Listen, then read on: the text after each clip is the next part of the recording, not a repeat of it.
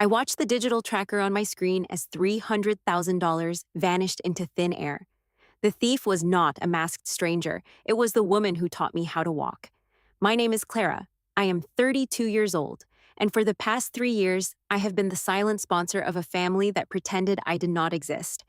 I'm going to tell you exactly how I destroyed their perfect illusion, but first, you need to understand the trap I was living in.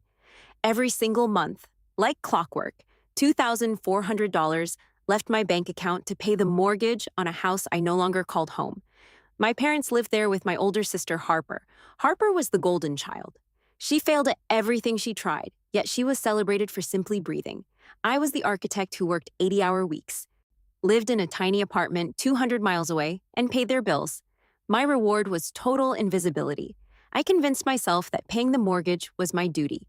I thought loyalty meant sacrifice. My parents cultivated this guilt perfectly. They never called to ask how my day went. They only called when the roof leaked or when Harper needed a bailout for another failed business venture. I always paid. I never questioned it.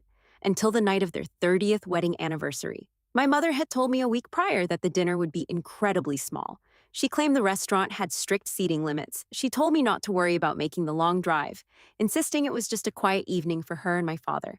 I accepted her excuse. I stayed home, exhausted from work, thinking nothing of it. Then I opened social media. There it was, a glossy, high-definition photograph posted by Harper. 30 people stood in front of an upscale downtown restaurant. Aunts, uncles, cousins, and family friends I had known my entire life. They were all wearing matching ivory outfits, smiling under golden string lights. The caption read, "Family only. We finally have everyone together." Everyone. Except the daughter who paid for the clothes on their backs and the roof over their heads. I stared at the screen until my eyes burned. The realization hit me like a physical blow. They did not forget me. They carefully, deliberately excluded me. They wanted the aesthetic of a perfect, wealthy family, but they did not want the burden of my presence. I felt a cold shift in my chest. All the years of guilt evaporated in a single second. I did not cry. I typed a single comment under Harper's flawless photo. I wrote, "Congratulations. The mortgage and property taxes are all yours now." I hit send. Then I opened my banking app, found the recurring monthly transfer, and permanently deleted it. If you have ever been treated like an emergency fund by the people who were supposed to protect you, hit the subscribe button right now. You're going to want to see how I turned their greed into their absolute ruin. Let me know in the comments how long it took you to cut off your toxic family. 15 minutes after I posted the comment, the photo vanished from the internet.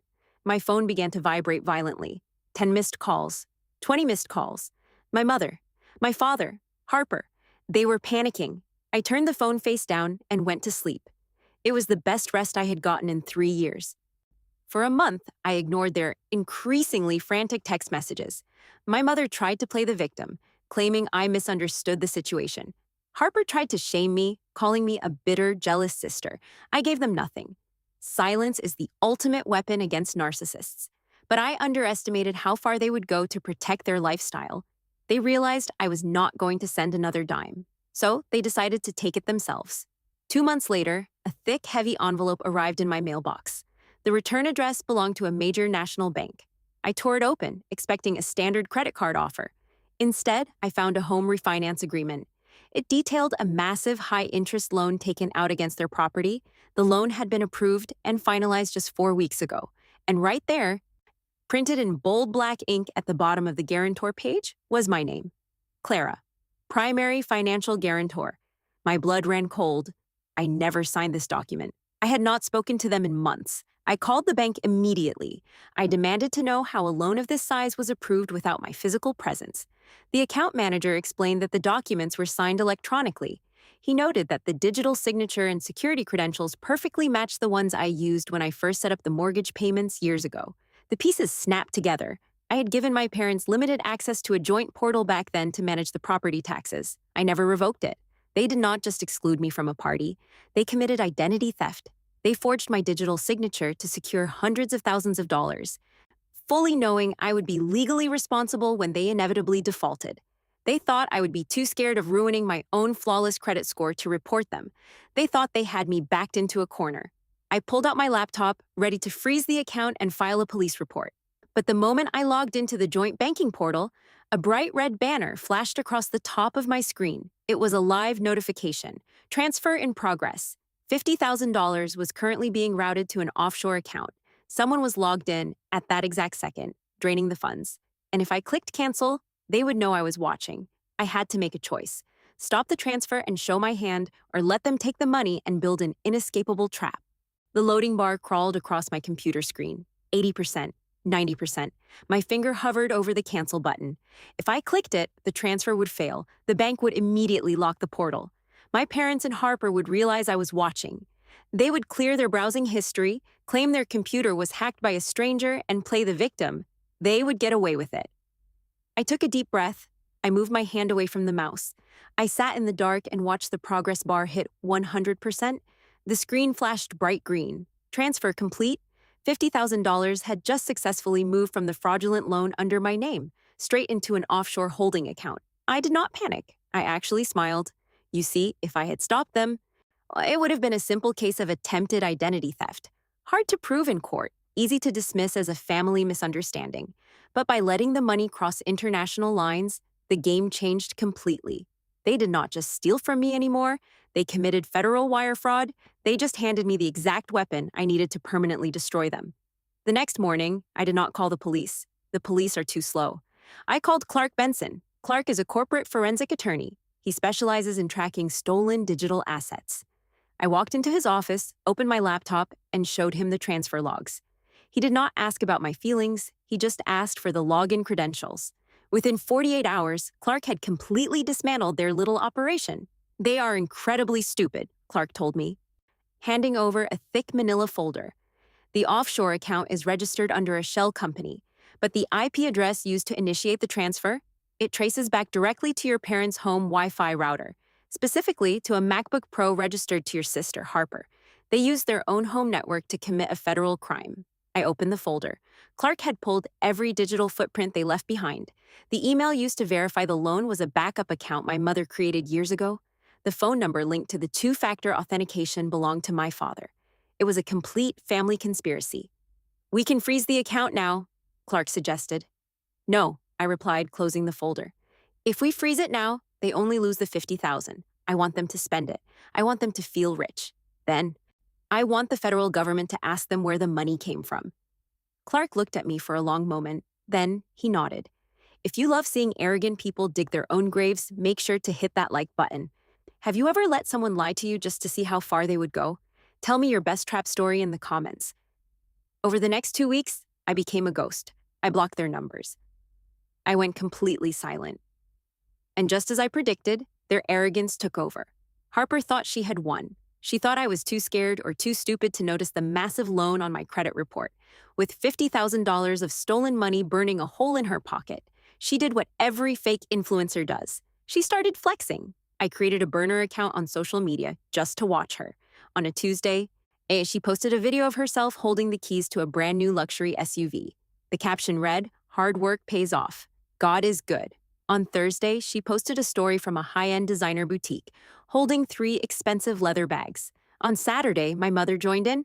She posted a photo of the house showing off newly installed custom landscaping. The caption read, "Blessed to upgrade our beautiful home." They were spending the stolen loan money as fast as they could. Every single post, every single photo, every single location tag was a documented confession. I took screenshots of everything. I matched the dates of her luxury purchases with the withdrawal dates from the offshore account. I built a timeline so bulletproof that no defense attorney in the country could tear it apart. I was not just building a case to clear my name. I was building a cage. I waited exactly 1 month. I wanted the grace period on the loan to expire. I wanted the first massive interest payment to become due. When the first of the month arrived, the bank automatically tried to pull the monthly payment from my old checking account, the one I had closed weeks ago. The payment bounced. 24 hours later, the bank sent a default warning. That is when I made my move. I walked back into Clark's office. "It is time," I said. "Drop the hammer." Clark filed a massive fraud dispute directly with the Federal Banking Commission. We submitted the IP logs, the digital signatures, the offshore account details, and Harper's entire social media bragging history. We legally separated my name from the loan due to verified identity theft, but we did not tell my family. We let the bank tell them. I was sitting in my apartment drinking black coffee when my phone suddenly lit up. I had unblocked their numbers just to watch the fallout. It was a text from Harper. It was not arrogant. It was completely frantic. It read, "Clara, please pick up. My bank accounts are frozen. The dealership just called. They are reporting the car stolen. What did you do?" I did not reply. I opened an app on my phone. Years ago, I had paid for the security camera on their front porch and tied it to my email. They never figured out how to change the admin settings. I watched the live video feed of my parents' front door. Harper was pacing on the porch, crying into her phone. Then, a black government-issued SUV pulled into their driveway. Two men in dark suits stepped out, holding briefcases. I took a sip of my coffee. The game of cat and mouse was over. The slaughter was about to begin. I sat in my quiet apartment, sipping black coffee, watching the live security feed on my phone. The two men in dark suits flashed their badges at my father. I could not hear the audio, but I did not need to. My father's face drained of all color. He looked like a ghost. In the background, Harper was throwing a hysterical tantrum, pointing at her phone, likely screaming about her frozen bank accounts. My mother actually tried to close the front door on federal investigators. It was a beautiful, chaotic masterpiece of suburban panic. They thought they were untouchable. They thought the rules did not apply to them because they were a family. The federal government does not care about family trees. They care about wire fraud. 24 hours later, my phone vibrated. It was a text message from my mother.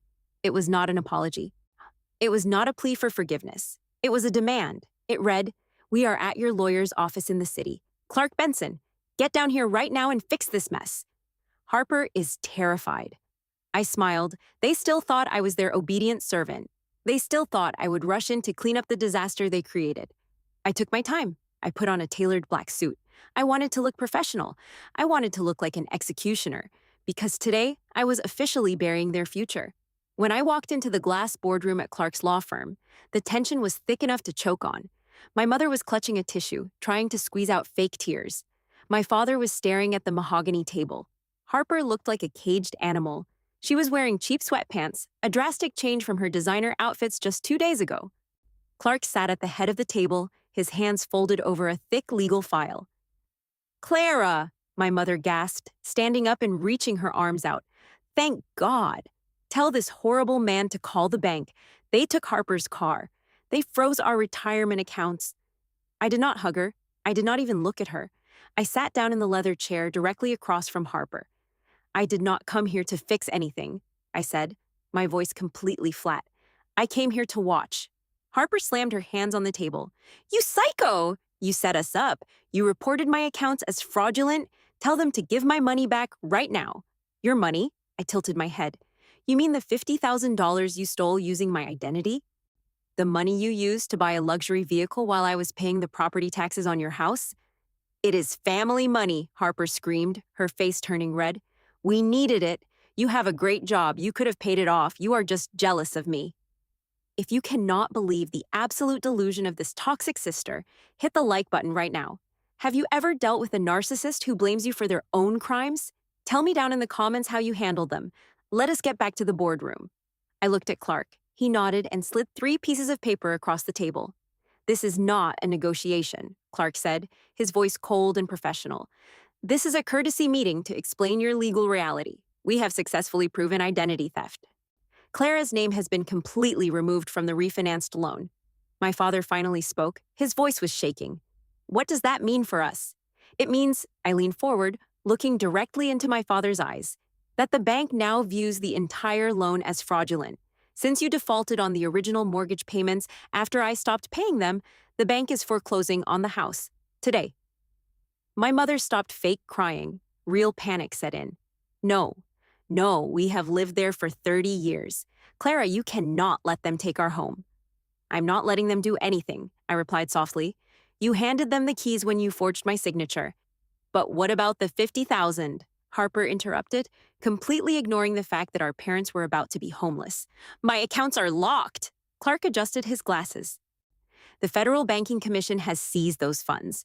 Furthermore, because the IP address traces back to your personal laptop, Harper, the district attorney, is preparing formal charges for wire fraud and identity theft.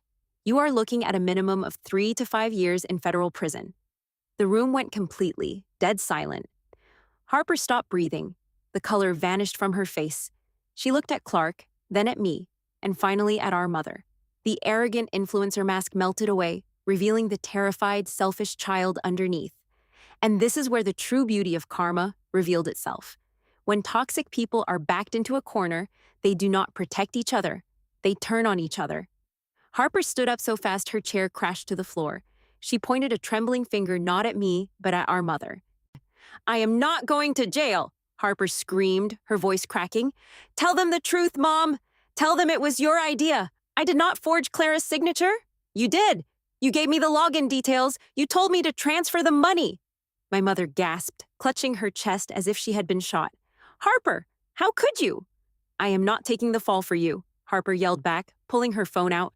I have the text messages to prove it. I am calling the police myself. I sat back in my chair, completely silent, watching the family that excluded me tear themselves to absolutely pieces.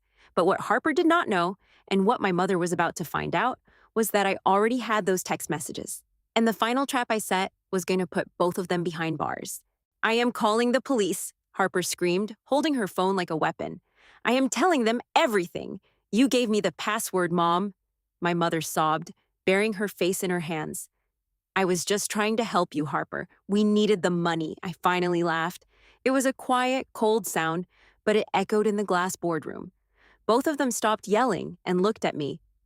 You do not need to call the police, Harper, I said. I reached into my leather bag one last time, pulled out a second stack of printed papers, and dropped it on the mahogany table. The district attorney already has your text messages, all of them. Harper stared at the papers. Her jaw dropped. You used the home internet network to text each other about the bank transfer, Clark explained, his voice devoid of any sympathy. When the federal investigators seized the router logs, they subpoenaed the transcripts. They know it was a joint effort. My mother looked up, her eyes wide with absolute horror. A joint effort? What does that mean? It means, Clark said, closing his file, that Harper is being charged with federal wire fraud, and you, Mrs. Carter, are being charged as a co-conspirator for identity theft and financial fraud. The federal prosecutors do not care whose idea it was. You both executed the crime. My father put his head down on the table. He did not say a word. He had spent his entire life staying quiet to keep the peace, and his silence had finally cost him everything. I stood up. I buttoned my suit jacket. I looked at the three of them, sitting in the ruins of their own arrogance. You excluded me from a dinner because I did not fit your perfect family image, I said, my voice steady and completely calm. Well, you do not have to worry about me ruining your family photos anymore, because after the trial, you will not be taking pictures together for a very, very long time. My mother reached out, tears streaming down her face. Clara, please, you are our daughter. You cannot do this to us. I looked down at her hand. I felt absolutely nothing. No anger, no sadness, just total, beautiful emptiness. I am not doing anything to you, I replied. I am just finally letting you pay your own bills. I walked out of the law firm and stepped onto the busy city sidewalk. The crisp afternoon air hit my face, and for the first time in my 32 years of life, my lungs felt completely clear. The heavy and suffocating chain of guilt was gone forever. 6 months later, the suburban house went up for public auction. The bank sold it for pennies on the dollar to a young couple who completely ripped out my mother's beloved garden. My father filed for bankruptcy and moved into a tiny, cramped studio apartment on the bad side of town. Harper did not get to keep her luxury car, or her designer bags, or her influencer aesthetic. She took a plea deal to avoid a long federal prison sentence. She is currently serving 3 years of strict house arrest, complete with a GPS ankle monitor, and has to pay back every single cent of the $50,000 with wages from her new job sweeping floors at a local grocery store. My mother received 5 years of severe probation.